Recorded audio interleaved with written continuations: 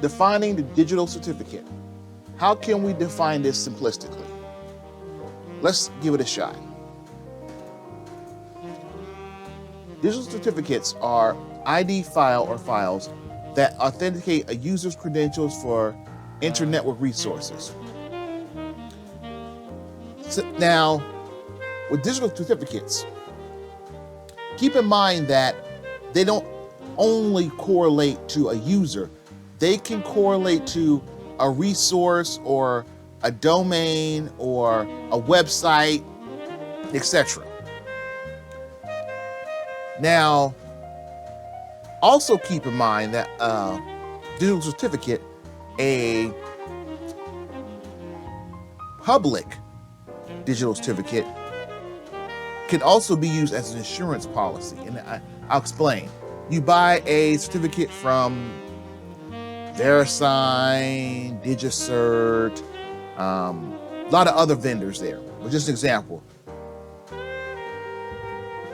And they ask you a bunch of information because you want the extended validation, which has a higher maximum payout of the policy or the certificate if the site is hacked. So you give them a bunch of information, they verify it, and they give you a file, and you upload it to your in Windows world, the IIS instance.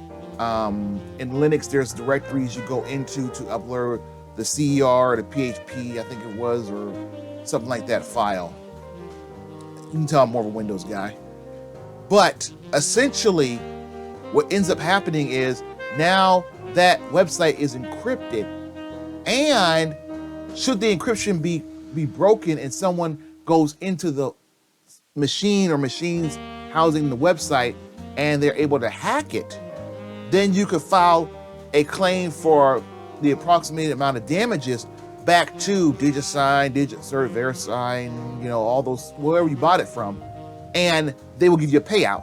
So digital certificate is just a file that authenticates resources, but it also encrypts, and it can be an insurance policy as well. Now, how do you think of all this? Think of it in terms of translation. You say something and we'll say English here, but if there's a similar discussion I could have of all these things we just talked about in any other language: Spanish, Portuguese, Italian, Russian, German, Japanese, Chinese, whatever language you pick, Gaelic. Now, there's a ton more languages out there, just pick a few.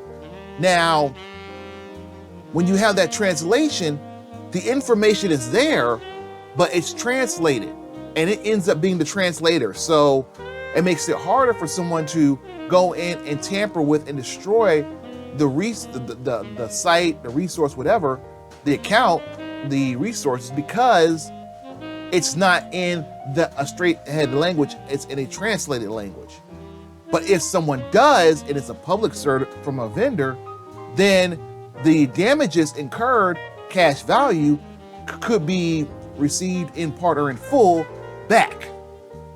So think of it as a translator, that if something happens maliciously, even though the information is translated, they get paid back. So think of it in terms of a translator between different languages,